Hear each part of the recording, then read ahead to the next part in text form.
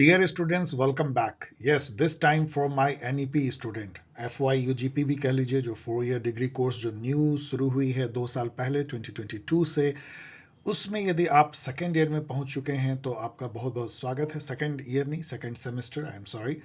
और यदि आप इस चैनल को देख रहे हैं तो आपका पुनः एक बार स्वागत है, वेलकम बैक। और यदि आप फर्स्ट टाइम इस चैनल को देखना शुरू कर चुके हैं तो आपको बताना है कि ये चैनल एक छोटा सा प्रयास है नॉलेज को शेयर करने का, एक नो नॉनसेंस बेसिस पे, सीधी सीधी बात, वो भी रिसर्च बेस्ड, जो एग्जामिनेशन ओरिएंटेड है, ना कि केवल बातें करने के लिए, लेकिन उसके थ्रू ब्यूटीफुल वे में नॉलेज को शेयर करने का भी। आपसे भी बहुत कुछ मुझे सीखने को मिला है। इनफैक्ट आपके चलते ही मैं रिसर्च करता हूं और आपको शेयर करता हूं। सो जो भी मैं ये कह रहा हूं, ये जो डिफरेंट, जो ग्रेट थिंकर्स हैं, ऑथर्स हैं, आर्टिकल हैं, उसके बेसिस पे जो मैं एसिमुलेट कर पाया, समझ पाया हूं, वो आपको समझाने की कोशिश करता हूं। चलिए, आज हम लोग क्या कोशिश कर रहे हैं, सेकेंड सेमेस्टर में एक बहुत इंपॉर्टेंट टॉपिक है approaches to studying comparative politics. उसमें दो हैं, system approach and structural functional approach. आज हम डिस्कस कर रहे हैं सिस्टम अप्रोच को, जो एक जनरल अप्रोच है, जो हर साइंटिफिक फील्ड में, चाहे वो बायोलॉजी हो, एंथ्रोपोलॉजी हो, सोशल साइंस हो, इकोनॉमिक्स हो, नेचुरल साइंस हो, हर जगह सिस्टम थिंकिंग, सिस्टम अप्रोच जो है वो छाया हुआ है। तो क्या है ये सिस्टम अप्रोच, खास करके पॉलिटिकल साइंस में? Let us begin. इसकी स्ट्रक्चर वीडियो लेक्चर की ये है कि पहले जो सबसे जो क्रैक्स जो है, बेसिकली इसका जो बहुत सारा जो पोर्शन है वो इस पे जाएगा कि इसके मायने क्या हैं, सिस्टम अप्रोच के डेफिनेशंस, फीचर्स एंड एग्जांपल्स पे भी चर्चा करेंगे, जो आप एग्जाम में लिख सकते हैं, पॉलिटिकल सिस्टम के एग्जांपल्स। देन इसके दो डेरिवेटिव हैं। डेरिवेटिव मतलब जो एक मेन चीज से निकला हुआ जो होता है, उसमें दो है, एक इनपुट आउटपुट अप्रोच और स्ट्रक्चरल फंक्शनल। ये दोनों इसलिए बहुत ज्यादा डिस्कस नहीं करेंगे कि आपको स्ट्रक्चरल फंक्शनल अप्रोच में नेक्स्ट वीडियो में एक्सप्लेन करूंगा। यहाँ थोड़ी सी इनपुट आउटपुट अप्रोच की बात करेंगे, जो one of the derivative system approach की है। देन डिस्कस करेंगे प्रोस एंड कॉन्स, क्योंकि आपको क्रिटिकल वे में एनालाइज करना होगा, तो आपको इसकी थोड़ी बहुत जो कमियां हैं, लिमिटेशंस, वो भी लिखनी होंगी, तो उस पर डिस्कस करेंगे। Then we will sum up. ये रहा पास्ट ईयर्स का क्वेश्चन। इसमें अभी देखिए क्या हुआ है, दो ही एग्जाम हुए हैं, एक 23 में हुआ था और फिर 24 में हुआ है। एक बार उन्होंने सिस्टम अप्रोच पूछा, एक बार स्ट्रक्चरल फंक्शनल अप्रोच। तो जो 24 में उन्होंने स्ट्रक्चर फंक्शनलिज्म पूछा था, इसलिए वो मैं यहाँ पे नहीं दे रहा हूं। तो एक ही क्वेश्चन बचता है जो एक्चुअल है। सो एक्चुअल क्वेश्चन क्या है, जरा देखिए, what do you mean by political system? Very very standard and easy question, जो हम लोग आगे एक्सप्लेन करेंगे। Critically analyse political system approach in comparative politics, again run of the mill question, and suitable examples also, give suitable examples also. तो एकदम जो एकदम basic question है वो आपको पूछा गया है। और इसी तरह का क्वेश्चन पैराफ्रेज करके, जैसे आगे देखिए मैं आपको बना बना के दे रहा हूं, ऐसे पूछा जा सकता है। What is political system? Again discuss it's की एजम्पशंस एंड फीचर। क्या एज्यूम करता है पॉलिटिकल सिस्टम अप्रोच और इसके फीचर्स क्या है, कैरेक्टरिस्टिक क्या है। नेक्स्ट क्वेश्चन है, how does the political system approach help us understand the relations between political institutions, जिसको स्ट्रक्चर भी आप कह सकते हैं, we'll understand कि इंस्टीट्यूशन स्ट्रक्चर में क्या डिफरेंस है, political institution and societal outcome, और जो ये आउटकम देता है उसमें क्या रिलेशनशिप है। Use specific examples to illustrate your arguments. Next question देखिए, compare and contrast the political system approach with the structural functional approach in comparative politics. ये तो जब अगला वीडियो आप देख लेंगे तो इससे आप कंपेयर कंट्रास्ट कर पाएंगे। यहाँ के लिए इतना समझना जरूरी है कि structural functional approach is nothing but coming out of the system approach, जो एक डेरिवेटिव है इसका, ये दोनों में कॉमन है, लेकिन वो थोड़ा अलग डायरेक्शन में चला जाता है, वही आपको कंट्रास्ट करनी है। नेक्स्ट क्वेश्चन है, how the political system approach help us understand contemporary political phenomena such as globalisation, populism and the rise of new social movement. क्या जो अभी जो हमारे सामने पॉलिटिकल फिनोमेना है डोमेस्टिक में और ग्लोबल वर्ल्ड में, क्या उसको सिस्टम अप्रोच से हमें समझने में मदद मिलती है? ये आपको लिखना है। थोड़ा सा घुमा हुआ क्वेश्चन है, मतलब बेनिफिट क्या क्या है और कैसे हम पॉलिटिकल फिनोमेना को इंक्लूडिंग दिस हम समझ सकते हैं पॉलिटिकल सिस्टम अप्रोच से। Next question is, the system approach provides a valuable framework for comparing political system, but it is limited by its emphasis on equilibrium and its neglect of agency. यहाँ पे आपको critically examine करना है political system approach को, खास करके उसके जो लिमिटेशंस हैं, लाइक इक्विलिब्रियम या स्टेटस कोइस्ट है, और वो कैसे निगलेक्ट करता है इंडिविजुअल एजेंसीज को, और कैसे वो स्ट्रक्चर को और फंक्शन को ज़्यादा प्रमोट करता है या फोकस करता है, इस पे आपको इस क्वेश्चन में लिखना है, एनालाइज करना है। अब आइए हम सिस्टम अप्रोच पे चलते हैं। अभी मैं पॉलिटिकल सिस्टम पे भी नहीं आ रहा हूं, इन जनरल सिस्टम अप्रोच क्या है, चाहे वो किसी भी साइंस में हो। वैसे जो मैं यहाँ पे मैंने लिया है, ये प्रोफेसर कैपलान का दिया है, मॉर्टन कैपलान, जो कि इंटरनेशनल रिलेशन में पॉलिटिकल सिस्टम अप्रोच को अपनाते हैं।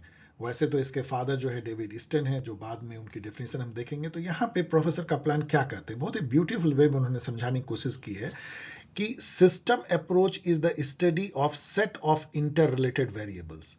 मतलब ये जो है बहुत सारे जो इंटर रिलेटेड वेरिएबल्स हैं पॉलिटिकल साइंस में, ये पॉलिटिकल फिनोमेना, एक्टर्स, प्रोसेसेस होंगे, इसका सेट ऑफ इंटरेक्शन है, इसका आपस में ये इंटरेक्ट कर रहे हैं, वेब बना रहे हैं, इंटरेक्ट कर रहे हैं, और ये जो होल बनता है ये सिस्टम बन जाता है। As distinguish from its environment, इसके जो बाहर के जो हैं, जो सिस्टम के बाहर है, वो इसके इन्वायरमेंट है या कॉन्टेक्स्ट कह लीजिए, environment of the set and the ways in which this set is maintained under the impact of environmental disturbance। environment कई तरह के पुश एंड पुल प्रेशर डालता है इस सेट पे, और ये कैसे सेट जो है आपस में इंटरेक्ट करके इस सिस्टम को मेंटेन या होल को मेंटेन रखते हैं on the face of environmental disturbance। ये सारे की स्टडी जो है ये सिस्टम अप्रोच है। तो सिस्टम यदि एक कुछ टर्म फ्रेजेस में कहें, कुछ वर्ड्स में, तो सेट ऑफ इंटरेक्टिंग एलिमेंट या whole consisting of interacting parts. तो आप ये देख सकते हैं कि ये जो सिस्टम है, जैसे यहाँ सिस्टम है, इसके अंदर में जो है बहुत सारे पार्ट्स हैं जो आपस में इंटरेक्ट करते हैं। वैसे तो यहाँ पे डिपिक्शन थोड़ा सा अलग है क्योंकि इनपुट जो है बाहर से आता है, इससे अच्छा चलिए इसको मैं काट देता हूँ, मैं यहीं पे बताता हूँ आपको। ये एक सिस्टम है, ये इंटरेक्टिंग पार्ट्स जो है इसके अंदर में है, वो आपस में इंटरेक्ट कर रहे हैं। ये जो सिस्टम के बाहर है वो, या होल के बाहर है, वो इसका इन्वायरमेंट है, इन्वायरमेंट। और इन्वायरमेंट से जो अंदर आता है वो है इनपुट। जो बाहर यहाँ प्रोसेस होती है, इन वेव ऑफ इंटरेक्शन से ये जो सिस्टम है इसको इनपुट को प्रोसेस करता है, जैसे फैक्ट्री में प्रोसेस होती है, और इसका आउटपुट निकलता है, और फिर आउटपुट का एक पोर्शन जो है वो फीडबैक लूप के रूप में फिर इनपुट में जाता है, जिससे कि आउटपुट फाइन ट्यून हो पाए, प्रोसेसेस फाइन ट्यून हो। यही सिस्टम है। It focuses on set of patterned relations involving frequent interactions. अब ये थोड़ा डीपर जा रहे हैं, जो कि इनफैक्ट आपको फिर से लौट के इस स्लाइड में आएगा तो आपको समझ में आएगा। अब ये कहते हैं कि ये जो इंटरैक्शंस हैं वो, उसको आप ऐसे समझ सकते हो कि ये पैटर्न्ड बिहेवियरल पैटर्न है। ये मतलब कि यहाँ पे पॉलिटिक्स आ जाती है कि कैसे जो है एक्टर, प्रोसेसेज या इंस्टीट्यूशंस आपस में जो है इंटरेक्ट करते हैं। That is nothing but set of pattern behaviour, जिसको हम सोशल साइंस में स्ट्रक्चर कहते हैं। So it focuses on set of pattern relation और pattern social behaviour involving frequent interactions which we call structure and substantial degree of interdependence among these set or member of the system as well as established procedure for protection and maintenance of the system। जो ये जो interdependence है और जो ये करते हैं, जो ये structure का जो interactions है, या जो पैटर्न सोशल बिहेवियर है, या जो इंस्टीट्यूशनल मैकेनिज्म है, या जो set of actors, processes and structure हैं, ये करते क्या हैं और कैसे एक दूसरे के ऊपर इंटरडिपेंडेंट हैं और कैसे एक दूसरे को इन्फ्लुएंस करते हैं, इस होल रोल को हम फंक्शंस कहते हैं। तो आप यदि इस कैपलान के डेफिनेशन में देखोगे तो ये स्ट्रक्चर जो है सिस्टम का, वो और वो मिल करके या इंटरेक्ट करके जो फंक्शन करते हैं उस पर फोकस है। तो स्ट्रक्चर और फंक्शनलिज्म की तरफ ये आपको ले जा रहा है। अभी यदि आपको ये समझने में दिक्कत हो रही है तो होगी, क्योंकि ये थोड़ा हैवी है जो ये बता रहा है। आगे जो मैं बताऊंगा उससे फिर लौट के यहाँ पे आइएगा। बट जो मैंने समझाया है वो बहुत ही सिंपल है, उस वे में समझिए कि सिस्टम थिंकिंग यही है, सिस्टम अप्रोच यही है कि आपको हमेशा जो है आइसोलेटेड वे में किसी भी फिनोमेना या किसी भी स्ट्रक्चर या किसी भी एक्टर के बारे में नहीं सोचना है, प्रोसेस, उसके जो इंटरैक्शंस हैं उसको आप ध्यान में लाइए, और वो कैसे मिलके एक होल बनाता है जो एक पर्टिकुलर इन्वायरमेंट या कॉन्टेक्स्ट में काम करता है, इन्वायरमेंट से इनपुट लेता है, इन इंटरेक्शंस के थ्रू जो है प्रोसेस करता है, उस इनपुट को आउटपुट देता है, और एक पार्ट जो इनपुट का आउटपुट का है वो फिर से जो फीडबैक लूप के फॉर्म में जाता है, जिससे कि आउटपुट फाइन ट्यून होता है। और ये सारा जो पर्पस ये है कि सोसाइटी का जो वाइटल फंक्शंस है वो इस प्रोसेस के द्वारा हो, तभी इस सिस्टम को जो है इन्वायरमेंट फलता फूलता देखेगा, नहीं तो इसको खत्म कर देगा। तो सिस्टम का जो अल्टीमेट एम ये है कि वो हमेशा इन्वायरमेंट या उस कॉन्टेक्स्ट या उस सोसाइटल कॉन्टेक्स्ट में वैल्यूएबल बना रहे, ऐसा वो फंक्शन करता रहे जिससे सोसाइटी उसको पालते रहे, उसको मेंटेन करते रहे। यही जो है पूरा एम होता है इन इंटरैक्शंस का, wave of interactions of the set of parts of the whole. The whole is called the system, and set जो इसके जो interacting parts हैं वो उसके element हैं, component हैं, या कह लीजिए उसके अवयव हैं, और उससे मिल करके whole बनता है। यहाँ पे एक बात ये भी समझना है कि जो whole है system approach में, वो अपने part से distinct identity and existence रखता है। ये नहीं है कि simply arithmetic sum of the part is the whole.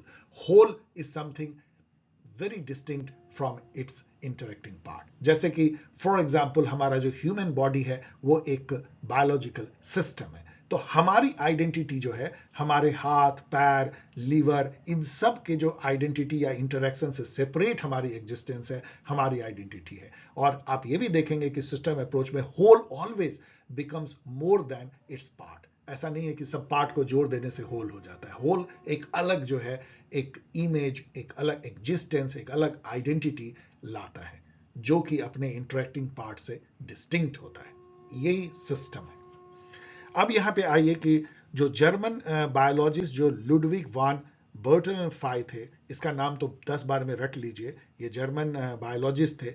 ये फर्स्ट टाइम जो है वो जनरल सिस्टम थ्योरी लेकर के आते हैं 1930s में।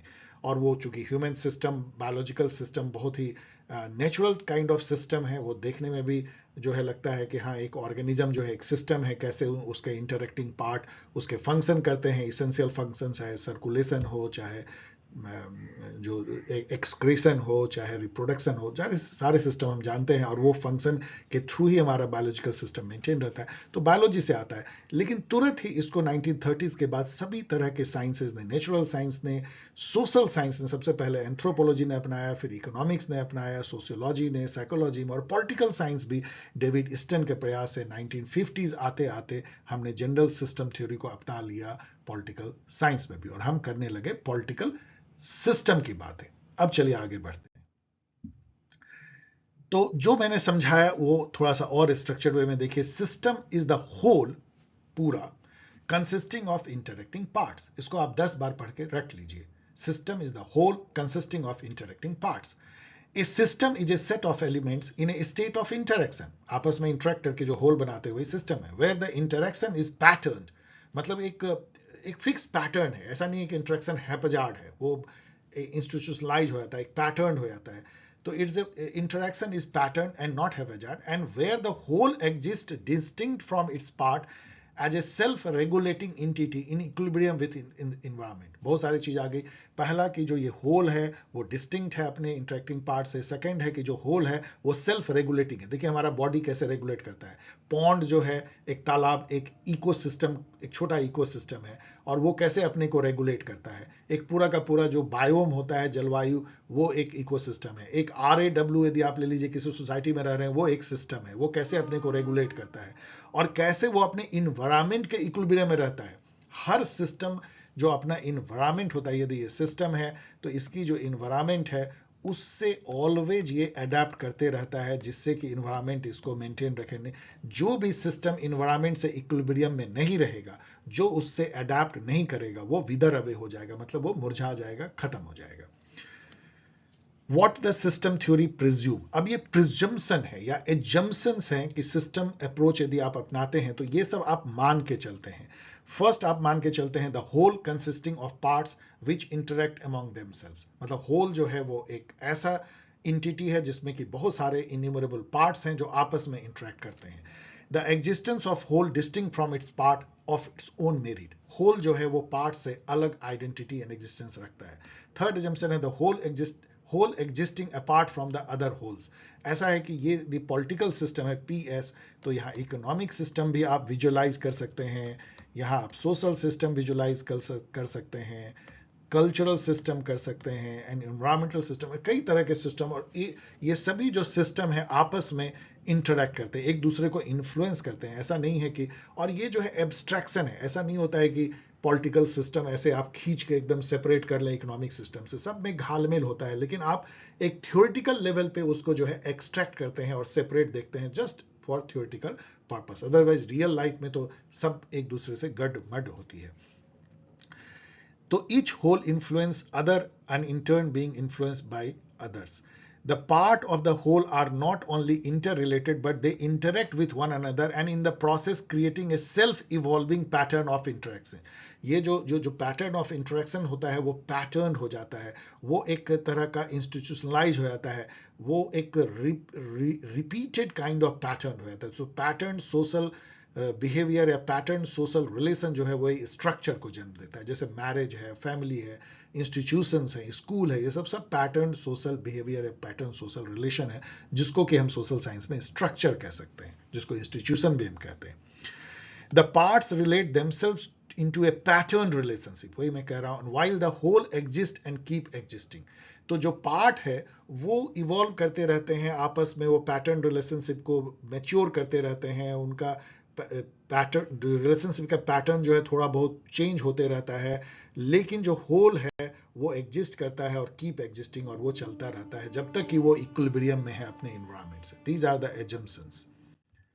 नेक्स्ट आइए, जो इसमें कुछ जो बहुत ही क्रूशियल टर्म है जो आप एग्जामिनेशन में लिखना चाहिए।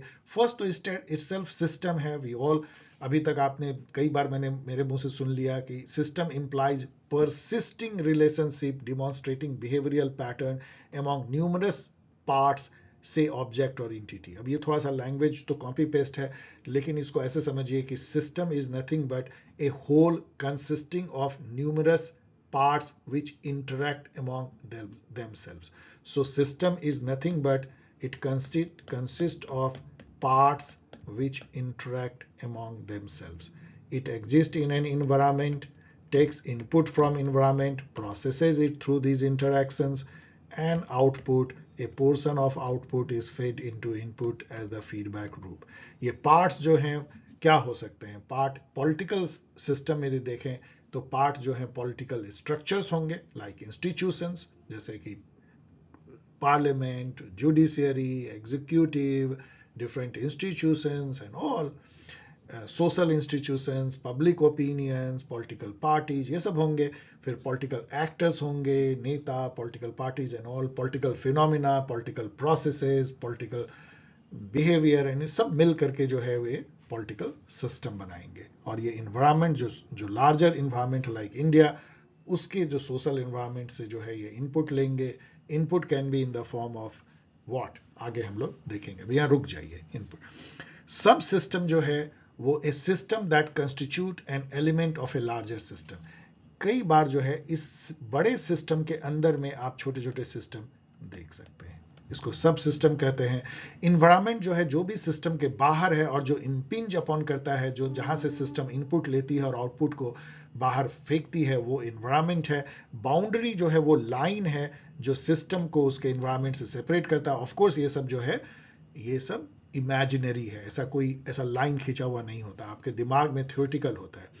इनपुट जो है वो, जैसा मैंने कहा कि जनरली जो ईस्टर्न कहते हैं, इनपुट जो है सोसाइटी के तरफ से जो डिमांड आती है वो सिस्टम के लिए इनपुट होती है कि हमें ये चाहिए, हमें रोटी कपड़ा चाहिए, मकान चाहिए, सुरक्षा चाहिए, हमें इंफ्रास्ट्रक्चर चाहिए। ये डिमांड जो है वो एक इनपुट होती है। इसके अलावा जो सपोर्ट होती है, जैसे अभी आज दिल्ली में इलेक्शन हुआ, जो वोट होती है आपको सरकार बनाने के लिए, आपको लेजिटिमेसी लोग देते हैं, आपको वोट देते हैं, तो सपोर्ट एंड डिमांड जो है ये इनपुट होता है। और उसको जो है पॉलिटिकल सिस्टम प्रोसेस करके आउटपुट जो देती है वो कानून के रूप में आता है, रूल रेगुलेशन के रूप में आता है और पॉलिसीज के रूप में आती है। और इसी से जो है आपको सेटिस्फेक्शन जो है इन्वायरमेंट और सोसाइटल फंक्शन पूरा होता है। यदि पीपल सेटिस्फाई होते हैं तो आपका सिस्टम बना रहता है, फलता फूलता रहता है। और यदि आपका आउटपुट उतना मतलब थोड़ा ट्यूनिंग की जरूरत है तो थोड़ा आउटपुट का पोर्शन निकल के इनपुट में जाता है, इनपुट के थ्रू जो है वो आपके अंदर आता है और वो कहता है कि नहीं, आपने जो पॉलिसी बनाया उसमें ये प्रॉब्लम है, इसको चेंज करो, आपने जो कानून बनाया ये प्रॉब्लम है, चेंज करो। जैसे फॉर एग्जाम्पल फीडबैक क्या है, आपने कृषि कानून बनाया, दैट वॉज द आउटपुट, लेकिन जब कृषि आंदोलन हुआ, फार्मर्स आंदोलन हुआ, तो आपको फीडबैक मिला कि नहीं, इसमें फाइन ट्यून करने की जरूरत है, तो आपने उसको वापस कर लिया। This is the way the feedback loop operates. तो आपने इनपुट समझ लिया, आउटपुट समझ लिया, फीडबैक समझ लिया।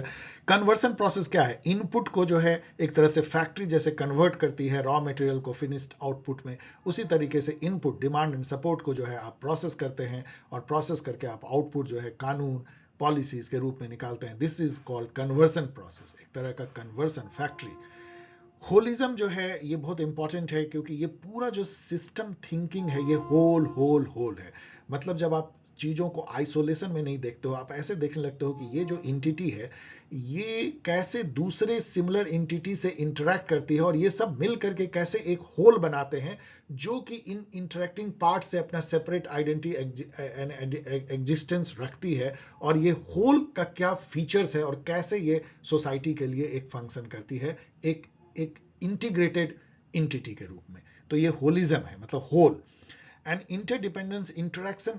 अनदर सिस्टम थिंकिंग का बहुत बड़ा एक क्रूशियल टर्म है कि ऑलवेज हम इस टर्म में सोचते हैं कि जो इंटिटी हैं, जो पार्ट्स हैं, वो कैसे आपस में इंटरडिपेंडेंट है, कैसे वो इंटरेक्ट कर रहे हैं, और कैसे जो है पूरा ये होल इमर्ज करता है, इवॉल्व करता है, और कैसे ये होल जो है अपने इन्वायरमेंट से इक्विलिब्रियम में रहता है, कैसे वो अडाप्ट करता है। जब इन्वायरमेंट में डिस्टर्बेंस होती है, इन्वायरमेंट चेंज होता है, कोई सोशल मूवमेंट हो रहा है, आंदोलन हो रहा है, रेजिम चेंज हो रही है, इकोनॉमिक क्राइसिस आ रहा है, तो कैसे ये सिस्टम जो है रिएक्ट करता है, कैसे वो उससे तारतम्य बिठाता है, और कैसे वो जो है इक्विलिब्रियम एस्टैब्लिश करता है। इसको अनदर लैंग्वेज में होम्योस्टैसिस कहते हैं। इक्विलिब्रियम एक बहुत ही नॉर्मल इंग्लिश वर्ड है। होम्योस्टैसिस जो होता है, उसी तरह से हम अपने शरीर में टेम्परेचर मेंटेन करते हैं 37, चाहे वो टुंड्रा पे चले जाएं, चाहे हम गर्म प्रदेश में चले जाएं, उसी तरीके से होम्योस्टैटिस जो है वो शो करता है कि सिस्टम अपने को कैसे मेंटेन रखता है, इक्विलिब्रियम में रखता है on the face of environmental changes. अब आइए डेफिनेशन जो है हम लोग पॉलिटिकल सिस्टम की देखते हैं। इसमें कई डेफिनेशन मैंने दिया है, डेविड ईस्टन से लेके रॉबर्ट डहल एंड गैब्रियल एलमंट। तो चलिए सबसे पहले हम ओ.आर. यंग का डेफिनेशन देखते हैं। A system is a set of interactions. सबसे आसान, set of interactions, a set of objects, elements together with relationship between the objects and between their attributes. Objects क्या है? पॉलिटिकल सिस्टम में objects जो होंगे वो स्ट्रक्चर होंगे, पॉलिटिकल एक्टर्स होंगे, and political processes and phenomena होंगे। ये एलिमेंट्स का जो इंटरैक्शंस है ये पॉलिटिकल सिस्टम है। और ये सिस्टम करता क्या है? ये कुछ वाइटल सोसाइटल फंक्शन करता है। आगे हम लोग देखेंगे। Political system as a, David Easton का जो ये डेफिनेशन है इतना फेमस है, political system as a behaviour और set of interactions through which authoritative allocations are made and implemented for society। आप सोचेंगे ये क्या बला है authoritative allocation? Basically authoritative allocation क्या है? लाइक रिसोर्सेज, पावर, राइट्स, ये सब का जो एलोकेशन होता है, एक तरह का डिस्ट्रीब्यूशन एंड एलोकेशन सोसाइटी में, यही फंक्शन ऑफ पावर है, यही पॉलिटिकल सिस्टम करती है। जैसे अभी आप बजट निकला, वो क्या है? किसको क्या मिलेगा, किससे लिया जाएगा, किसको मिलेगा, कौन पॉलिटिकल ऑफिसेज होल्ड करेंगे, पावर कैसे डिस्ट्रीब्यूटेड होगा, यही तो है, यही पॉलिटिक्स का जो है फंक्शन है। So this definition emphasizes how political system organize and allocate values like resources, power, rights through authoritative mechanisms। मतलब एकदम डंडे के जोर पे, मतलब एकदम कोई ना माने तो आपको जेल में डाल दिया जाए, इस तरह से ऑथोरिटेटिव एलोकेशन ऑफ वैल्यू की जाती है, कानून के द्वारा, पॉलिसीज के द्वारा। ये तो political system is nothing but a mechanism through which authoritative allocations are made and implemented in society. And it is what? It is a set of interactions of political objects. What are the political objects? Once more, a structure, actor, and processes. A structure. अब next definition Robert Dahl का, जो एक pluralist thinker हैं, David Easton तो father ही हैं system approach के। Robert Dahl कहते हैं ए structure through which government institutions and actors function to make decisions, enforce law and distribute resources and services। ये एकदम सीधा फंक्शन पे आते हैं। और ये स्ट्रक्चर और इंस्टीट्यूशन को एक तरह से इंस्टीट्यूशन स्ट्रक्चर जो है वो तो जैसा मैंने बोला कि सोशल साइंस में it is pattern social behaviour और पैटर्न सोशल रिलेशन, तो ये कहते हैं कि एक ऐसा स्ट्रक्चर है या सेट ऑफ इंटरेक्शन है जिसमें कि गवर्नमेंट इंस्टीट्यूशन और पॉलिटिकल एक्टर जो है वो फंक्शन करते हैं उस स्ट्रक्चर के थ्रू, पॉलिसी डिसीजन बना लेते हैं, लॉ इन्फोर्स करते हैं, बनाते हैं और डिस्ट्रीब्यूट करते हैं रिसोर्सेज एंड सर्विसेज को। पॉलिटिकल सिस्टम, अब आइए एलमेंट एंड पॉवेल जिन्होंने कि स्ट्रक्चरल फंक्शनलिज्म दिया है सिस्टम अप्रोच को एक तरह से मेन थ्योरी लेते हुए।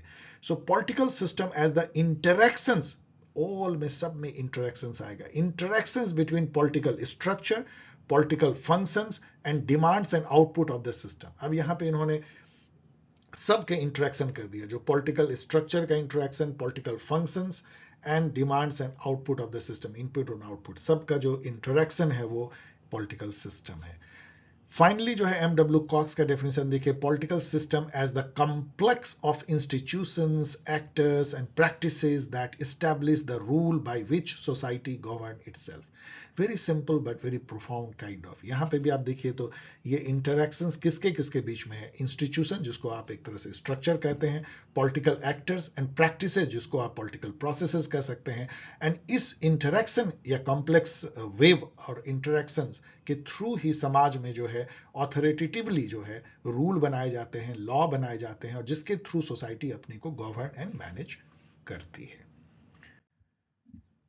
अब आइए पॉलिटिकल सिस्टम के फीचर को देखते हैं। एक बार फिर से जो है मैं बहुत बार रिपीट कर रहा हूं जिसे आपको याद ही हो जाए, पॉलिटिकल सिस्टम पहले एक बार और देखते हैं क्या है। Political system A dynamic framework of inter related institutions, political activities, actors and processes that collectively govern and shape the distribution of power and authority with in a society.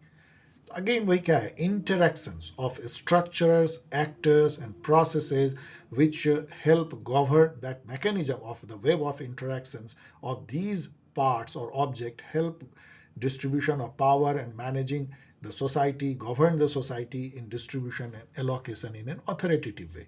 These elements जो object हैं, structure, processes and actors, these elements continuously interact with one another and with the broader social, economic and international environment, and जो broader environment से interact करते हैं to address societal need, वही तो उनका function है, uphold order, मेंटेन करना order, peace and order, and sustain the system's legitimacy and stability over time. Main focus होता है कि सिस्टम जो है अपनी लेजिटिमेसी को, स्टेबिलिटी को, अपनी उपयोगिता को बनाए रखे, फले फूले, स्टेटस को। इसके जो फीचर हैं सिस्टम अप्रोच के, ये देखिए, पहला तो होलिस्टिक अप्रोच है, मतलब इसमें होल पे ज्यादा फोकस है, इन आइसोलेशन पार्ट्स पे नहीं। So it views political system as an integrated whole composed of various interconnected elements like political institution, political actor, processes, institution, आप इसको structure भी कह सकते हैं, and that interact with each other to make a whole which has distinct existence and identity from its part. Whole जो है अलग stand out करता है। Then second है, इसमें input होते हैं जो प्रोसेस किए जाते हैं सिस्टम के द्वारा, और आउटपुट थ्रू आउट होता है एनवायरनमेंट को, एंड फीडबैक लूप होता है। मैंने कितनी बार कह दिया, सिस्टम एक्सेप्ट्स इनपुट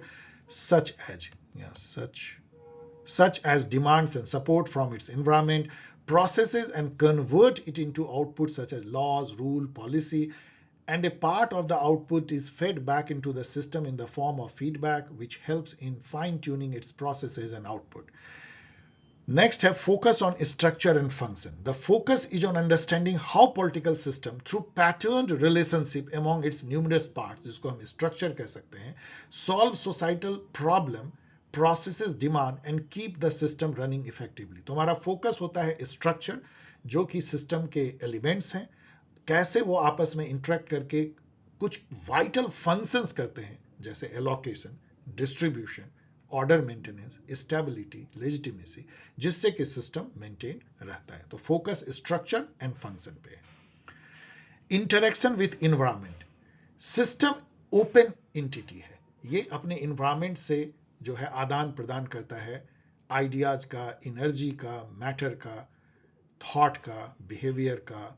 ये इन्वायरमेंट से इनपुट लेता है, उसको प्रोसेस करता है और इन्वायरमेंट को देता है output. It continuously interact with environment through the input, output and feedback mechanism, and finally है एडाप्टेशन एंड रेजिलियंस। ये बहुत इंपॉर्टेंट है।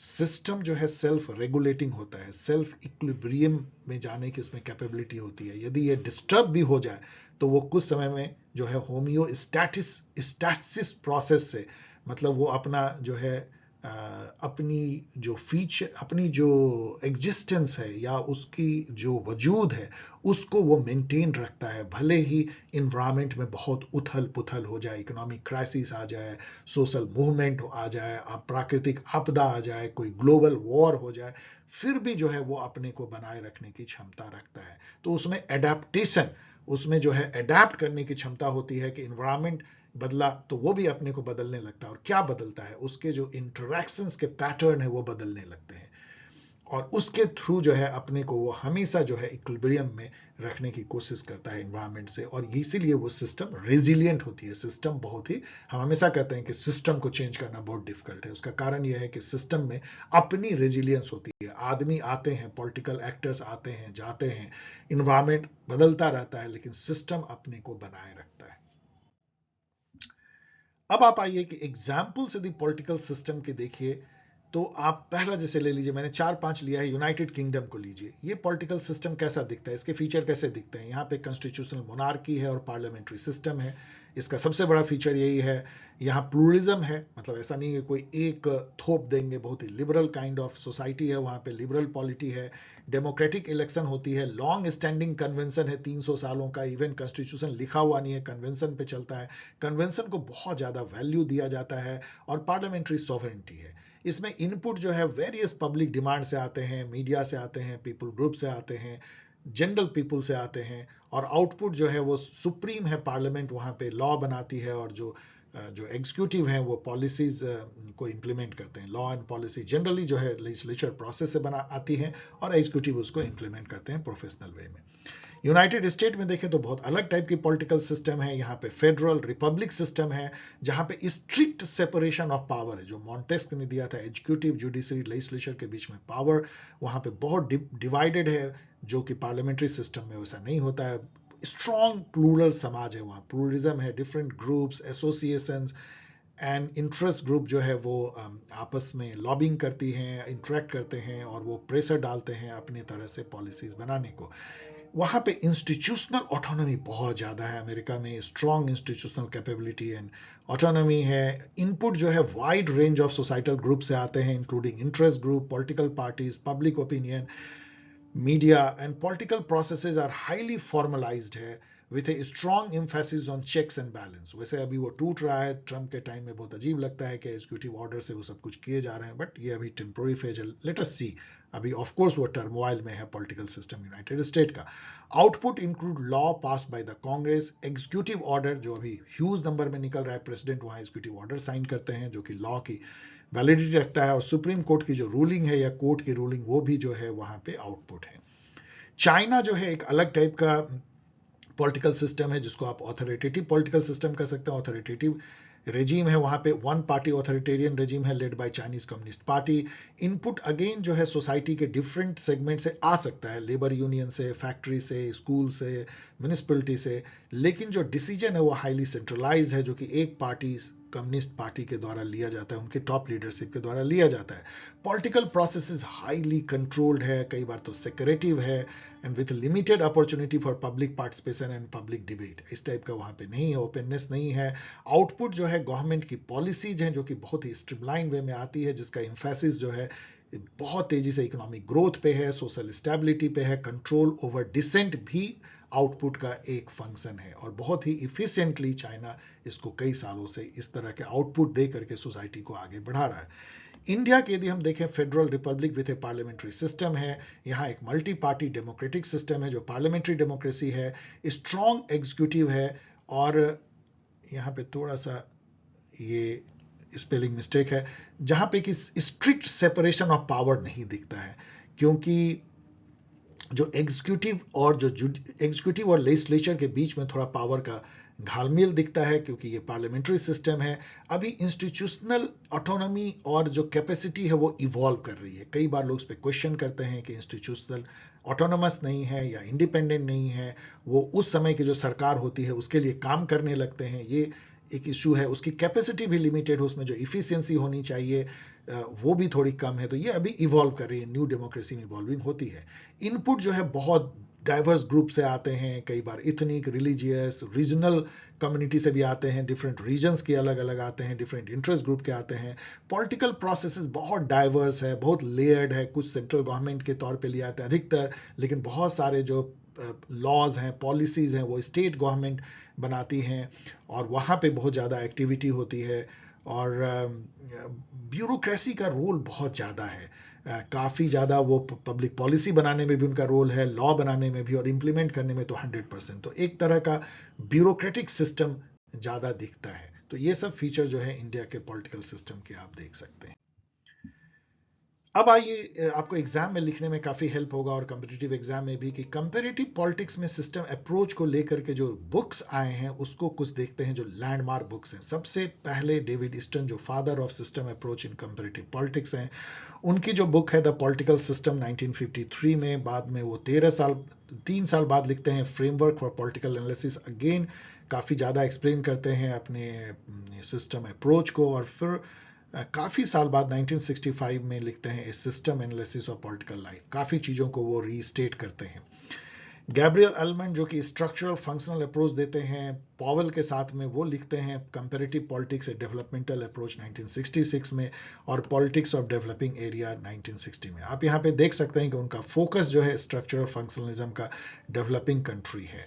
डेविड एप्टर, जो कि मॉडर्नाइजेशन के थ्योरी के थिंकर माने जाते हैं, उन्होंने एक बुक लिखा था 1977, इंट्रोडक्शन टू पॉलिटिकल एनालिसिस, जिसमें सिस्टम अप्रोच को उन्होंने एक्सप्लेन किया था। कार्ल ड्यूस जो हैं वो कम्युनिकेशन थ्योरी के बहुत बड़े थिंकर माने जाते हैं, जिसको आप साइबरनेटिक्स भी कह सकते हैं। Cybernetics is the science of communication and control. ये नेचुरल साइंस से लेके और फैक्ट्री तक में जो है यूज किया जाता है। उन्होंने कम्युनिकेशन को सबसे अधिक वैल्यू दिया, कि कैसे जो पूरा पॉलिटिकल सिस्टम है, it is function of political communication.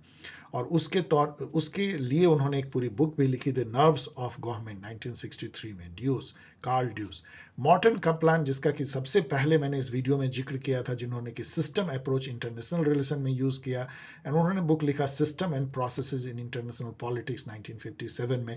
Harold लैसवेल जो है फादर ऑफ पॉलिसी साइंस माने जाते हैं, उन्होंने 2 बहुत फेमस बुक लिखे हैं। एक है politics, who gets what, when and how. और यहाँ पे जो पॉलिटिकल सिस्टम की जो एलोकेटिव एंड डिस्ट्रीब्यूशनल फंक्शन है, उसको वो फोकस करते हैं, कि कैसे डिस्ट्रीब्यूट होता है, कौन डिस्ट्रीब्यूट करता है, किसको क्या मिलता है और कैसे। और दूसरा उन्होंने बुक लिखा सिस्टम अप्रोच पे, power and society, A framework of और फॉर पॉलिटिकल इंक्वायरी 1950 में।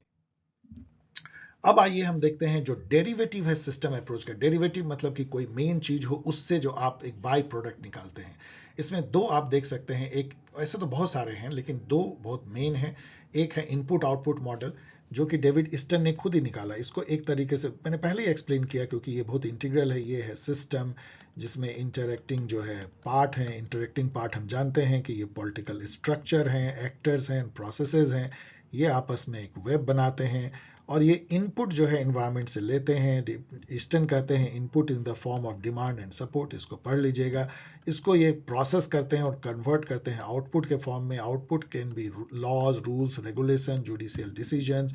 These output are nothing but authoritative allocation of values.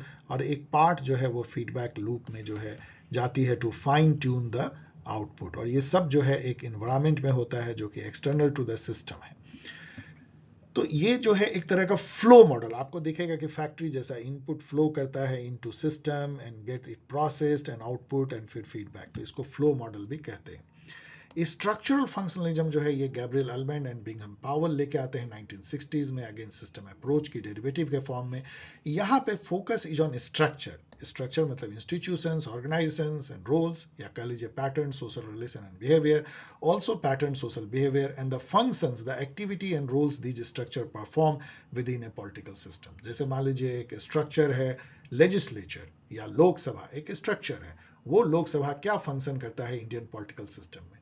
तो ये स्ट्रक्चर जब इस तरह से हम एनालाइज करते हैं कि इंडियन पॉलिटिकल सिस्टम में कौन कौन से स्ट्रक्चर हैं, जुडिशरी और उसका क्या रोल है सिस्टम को मेंटेन करने में, क्या फंक्शन है सोसाइटल नीड को पूरा करने में, और वो कितना कर पा रही है, और उसको करने के लिए वो कैसे दूसरे जो पार्ट हैं जो दूसरे सिस्टम के अवयव हैं उससे कैसे इंटरेक्ट करती है, कैसे उसको इन्फ्लुएंस करती है, उससे उसका क्या इंटरेक्शन है, जब इस तरह से हम एनालाइज करते हैं तो ये पॉलिटिकल सिस्टम अप्रोच हो जाता है, स्ट्रक्चरल फंक्शनल अप्रोच हो जाता है पॉलिटिकल सिस्टम। अब फाइनली यदि आइए तो देखें कि इसके प्रॉस एंड कॉन्स क्या हैं। ये आपको क्रिटिकल एग्जामिनेशन जब भी आएगा तो आपको ये मैसेज लिखने चाहिए। प्लस तो बहुत सारे हैं, ये एक होलिस्टिक व्यू लेता है, कंप्रिहेंसिव, आपको बिग पिक्चर एनालिसिस देता है, आपको एक बड़ा पिक्चर दिखाता है, मतलब आपको अंदर झांकने की जरूरत नहीं है। जब आपने देखा कि एक स्लाइड में मैंने 4 कंट्री के पॉलिटिकल सिस्टम को एनालाइज किया, क्योंकि हम बिग पिक्चर देख रहे हैं। सो एक हॉलिस्टिक व्यू है, कंप्रिहेंसिव, ओवरऑल, मैक्रो, मैक्रो मतलब होता है मोटा मोटा बिग पिक्चर, माइक्रो मतलब उसका उल्टा MI हो जाने पे, मैक्रो एनालिसिस मेड पॉसिबल। इसके अलावा सिस्टम जो है एक लिविंग इंटिटी है, ओपन टू इट्स एनवायरमेंट है, क्योंकि लिविंग इसलिए है कि वो लगातार अपना रूप बदल बदल के इक्विलिब्रियम में रहता है, होमियोस्टेसिस जो है इसका फीचर है, मतलब कि ये अपना रूप परिवर्तित करके, अडाप्ट करके, जैसे एक लिविंग ऑर्गेनिज्म अडाप्ट करता है इन्वायरमेंट से, वैसे ही सिस्टम जो है एक लिविंग ऑर्गेनिज्म तरह हमेशा अपने को बदलते हुए इन्वायरमेंट के साथ खुद को बदलता है और तारतम्य बना के रखता है, अडाप्ट करता है।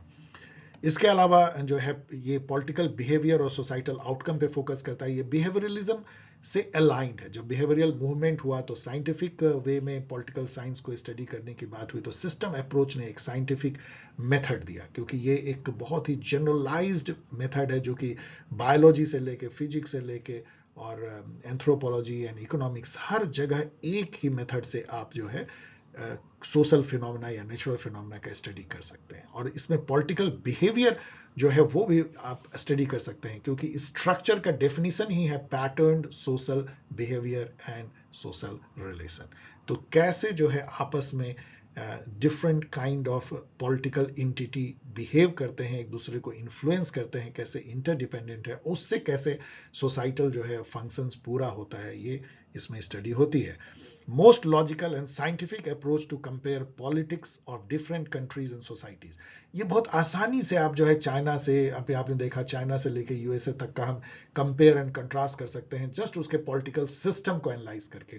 तो बिग पिक्चर मतलब दोनों के, चाहे उसका पॉलिटिकल कल्चर कैसा भी हो, वहां पे और वेरिएबल्स कैसे हो, लेकिन पॉलिटिकल सिस्टम का जो मॉडल है वो इतना रोबस्ट है, इतना जनरलाइज्ड है, इतना यूनिवर्सल है कि हम बड़े बड़े कंट्री को आपस में जो है पॉलिटिकल सिस्टम अप्रोच से आसानी से जो है कंपेयर कर सकते हैं, क्योंकि इसमें जनरलाइजेबल फ्रेमवर्क है। इसको जो फ्रेमवर्क है वो जनरलाइज्ड है, कहीं भी अप्लाई किया सकती है, किसी भी कॉन्टेक्स्ट में किया जा सकता है, किसी भी सोसाइटी में किया जा सकता है।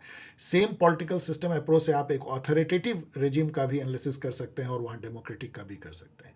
इसका जो इम्फेसिस है फंक्शन पे, सोसाइटी का क्या फंक्शन पूरा होता है, कैसे सिस्टम अडाप्ट करता है, कैसे एक लिविंग एंटिटी की तरह बिहेव करता है, इक्विलिब्रियम में रहता है और स्टेबिलिटी मेंटेन करता है, ये काफी सोसाइटी को स्टेबिलिटी देती है, क्योंकि इससे जो है सोशल प्रोग्रेस एक इवोल्यूशन के वे में हो सकता है, ना कि रिवॉल्यूशन और हैफाजार्ड वे में नहीं होता है, और सोसाइटी एक प्रोग्रेस करती है लेकिन टर्बुलेंस के बजाय, क्योंकि इसमें स्टेबिलिटी और इक्विलिब्रियम का ध्यान रखा जाता है। तो ये एक तरह से स्टेबिलिटी भी हमारे सोसाइटी को देता है ये approach.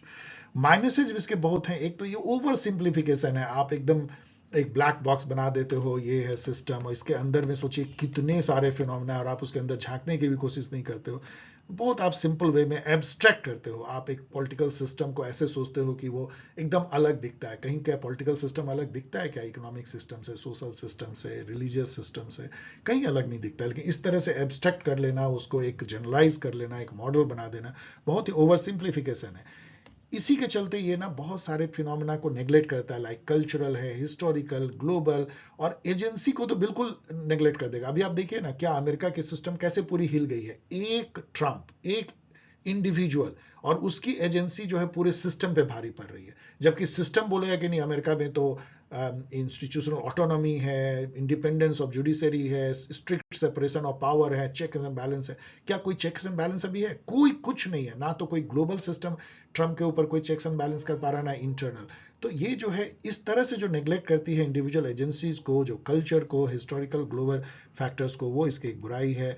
It also neglect the agency and informal politics. जो इनफॉर्मल पॉलिटिक्स होती है, जो कि फॉर्मल वे में नहीं होती है, जो कि अल्टीरियर अंदर में दबी रहती है, जो कि पॉलिटिकल कल्चर से निकल के आती है, उसको भी अंडरमाइन करता है और इंडिविजुअल एजेंसी को तो करता ही है। इसके अलावा जो सोशल मूवमेंट्स और इंटरेस्ट ग्रुप, इन सबको भी एक तरह से नज़रअंदाज करता है ये। इसके अलावा ये जो, चूंकि अंदर ये नहीं घुसता है, तो इसको पावर डायनेमिक सोसाइटी का पता नहीं चलता है, कैसे सोशल इनइक्वलिटी है, कैसे इलीट और मास का डिवीजन है, कैसे डिसीजन मेकिंग जो है कुछ ओलिगार्च लेते हैं, कुछ नेटवर्क लोग जो पावरफुल लोग हैं वो लेते हैं, कैसे वो सिस्टम को एक तरह से जो है धत्ता बताते हैं। सिस्टम कुछ नहीं होता है, जो जो वो एक्टर्स जो 10 लोग जो कर रहे हैं वही सिस्टम हो जाती है। स्टेटस क्विस्ट है, मतलब इसमें आप चेंज जो है ही नहीं, मतलब सिस्टम को बनाए रखना है, बनाए रखना है, तो एक कंजर्वेटिव हो जाता है। कोई चीज यदि खराब चल रही है तो वो सालों साल चलती रहेगी। सिस्टम, हमेशा हम लोग परेशान होते हैं कि सिस्टम में जो बुराइयां हैं वो भी परपेचुएट होती हैं, सिस्टम में जो कमियां हैं वो भी परपेचुएट होती है, क्योंकि पूरे सिस्टम अप्रोच का इम्फेसिस ही इक्विलिब्रियम है और सिस्टम मेंटेनेंस है, स्टेटस क्विस्ट है। तो ये नेग्लेक्ट करते हैं डिसरप्शन को, सोशल मूवमेंट को, कन्फ्लिक्ट को, सोशल चेंज को। इसके अलावा जो है ओवर सिंप्लीफिकेशन का नतीजा ये है कि ये ब्लैक बॉक्स अप्रोच होता है।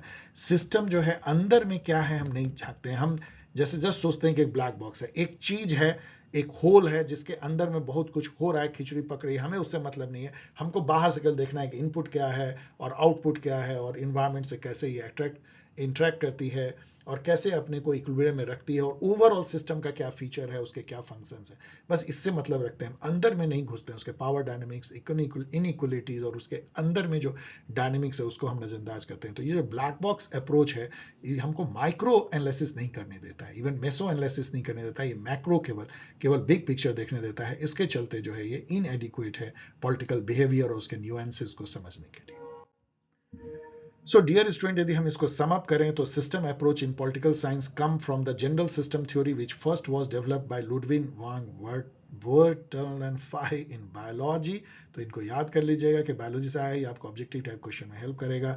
David Easton is considered the father of the system approach in comparative politics, ये भी आपको ऑब्जेक्टिव में हेल्प करेगा। He developed this approach through series of writings through 1950s and 1960s। हम लोगों ने बुक्स को भी देखा। In system approach the focus is on whole, which consists of numerous interacting parts.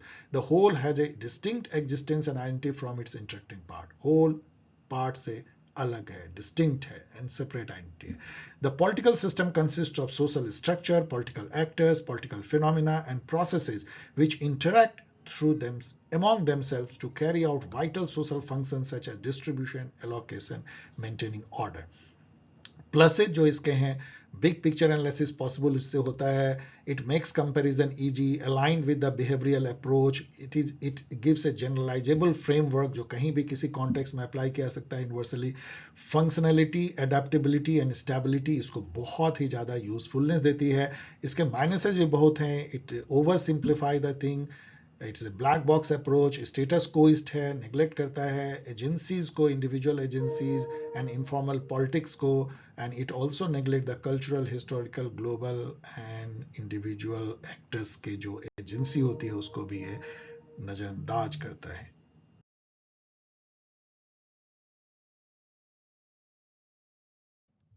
So okay, thanks for watching. और यदि आप CUET PG दे रहे हैं तो आपके लिए गोल्डन अपॉर्चुनिटी है कि आप जब भी ज्वाइन करते हैं, अभी करें चाहे 2 दिन बाद भी, तो आपको सारे टेस्ट पेपर जो मॉक पेपर हैं वो वहाँ लाइव मिलते हैं, बोथ ऑनलाइन लेने के लिए और ऑफलाइन। इसके अलावा सारे सेशंस रिकॉर्डेड हैं, मिनी लेक्चर्स रिकॉर्डेड हैं और सारे रिसोर्सेज मिलते हैं। कुछ भी आप लूज नहीं कर सकते हैं। At nominal cost you can join.